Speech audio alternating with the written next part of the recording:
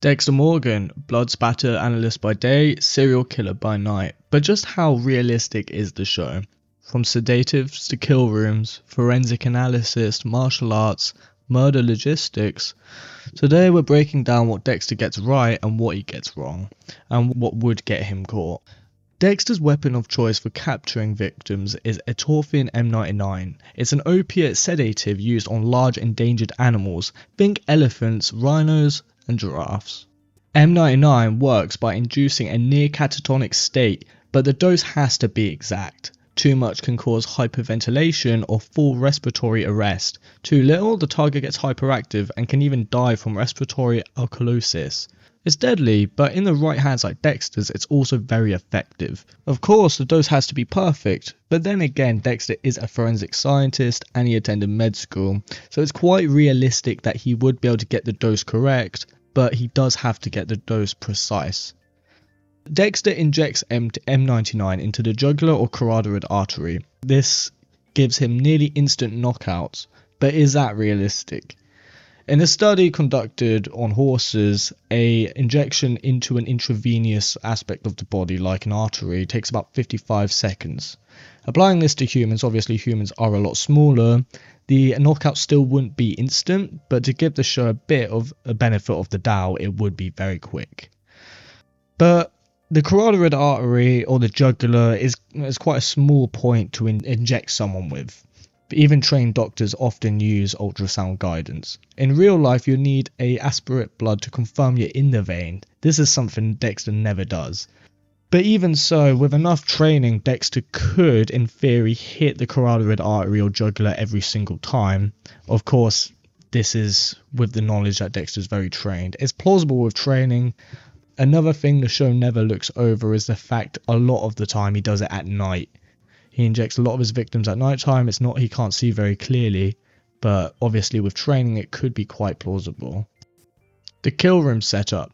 Dexter's kill room is iconic. Plastic on every surface, duct tape corners, a sealed environment for murder. It's effectively a room within a room. He eliminates any trace like DNA, any trace of DNA like hair, skin cells or blood droplets, and he wraps it all up when he's done. This comes from Dr. Edmund Locard's principle that every point of contact leaves a trace. It is a forensic principle, and you can tell the show was really well thought out in that aspect. So his room, in theory, would be a perfect way to kill someone. But although the room is good in theory, is it good logistically? Think about it, he has to get a lot of plastic, he has to get a lot of tape. That's a lot of supermarket trips, and with a lot of the kills he carries out throughout the show, that would have to be explained away. Of course, some sort of arts and crafts hobby or a DIY as a cover would make a lot of sense, but the show never really elaborates on that. But then again, in theory, he could cover this up, and it is a very, very well thought out method of killing someone. But now let's talk about the elephant in the room. How does his victims get A to B? How did they get into that room in the first place? The answer is M99. We went into this earlier, that's what he injects his victims with. Of course, Dexter is routinely stealing M99 from Miami Metro without raising alarms. This would not happen in real life at all. Drugs in forensic labs are logged and they are audited and they are locked up. You don't just walk out of a forensic lab with a syringe full of elephant tranquilizers. In real life, I feel like this would get an audit from the DEA. But one thing the show really gets right is the martial arts within the show. Oftentimes when Dexter can't inject his victims or does not have any M99 on him, he will resort to Brazilian Jiu-Jitsu techniques. It is said in the show that he trained in Brazilian Jiu-Jitsu and obviously was very competent within it. He uses a rear naked choke on multiple targets throughout the show. It can render a target unconscious in under 10 seconds. It also makes sense for Dexter to train in a grappling martial art as opposed to a striking martial art. A grappling martial art is obviously quiet, there's less bruising and there's less noise to render a target unconscious, as opposed to a rear naked choke, which would do the job very safe and soundly. But let's talk about forensics. Dexter's main job is a blood splatter analysis, and this part is surprisingly well researched by the creators of the show. Blood spatter analysis involves determining a point of origin. analyzing velocity, direction, and using stringing techniques. He uses strings to identify the area of convergence, basically where the attack happened. In real labs, analysis also use trigonometry, specifically tangent functions, and software like Chemospat or Backtrack to run the math on using the strings.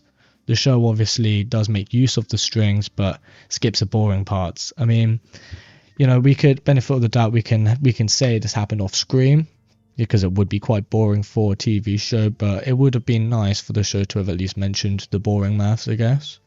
But like before, pacing, it is fair enough.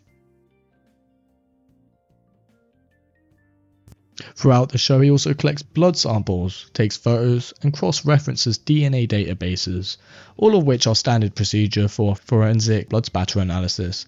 Sometimes he uses mannequins to recreate crimes. This isn't common in real life, but it's not outlandish either.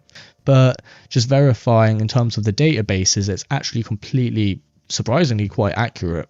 Even with the DNA readings on screen, all of which are quite accurate. The mannequins aren't used that common, but it's not outlandish either. So I'd say the show actually does quite well here. But another aspect that the show is a little bit hot and cold on is chain of custody and crime scene protocol. The crime scenes in Dexter are generally well preserved, and the evidence is logged and photos are taken and procedures are followed. The chain of custody is basically when there's evidence stored in the locker of evidence in a police department. It has to be logged who's to go see the evidence, and obviously who's going to mess with the evidence. But the show does break this a lot, but it does actually acknowledge when chain of custody is broken. Obviously it's not as stringent as real life, but the show does make an effort to at least reference the procedure of chain of custody. The biggest thing that Dexter really does not get right is Dexter's over-involvement within Metro PD. As a forensic analyst, he should not be on a kept and need know basis. He should be completely separate from any police investigations. This is really important because a forensic analysis cannot have any sort of bias when interpreting evidence. They should know the bare necessities of the ongoing investigation. Obviously, a show like Dexter wouldn't be nearly as entertaining without him being as involved as he is. And obviously a lot of the plot points of him covering up evidence would not be a vehicle for the plot at all. So yeah, that's one biggest flaw that the show really has. The last thing I really want to touch on is surveillance. Obviously Dexter goes to neighborhoods and he abducts people and he does a lot of bad stuff. And the show is set in 2006. There is obviously going to be surveillance to an extent, not as refined today. And surveillance is mentioned throughout the show. A notable part of the show is where Dexter has cleaned his boat with bleach. Is during where Lundy is surveilling the boats for the Bay Harbor Butcher, and they're looking into surveillance, and then he has to cover up evidence. So there is some notable references to surveillance, but in the big year 2025, I feel like he would not have as much luck in terms of avoiding surveillance. Dexter today, if he did not change his procedure, the way he went about his crimes, he'd probably be caught on a Ring doorbell somewhere.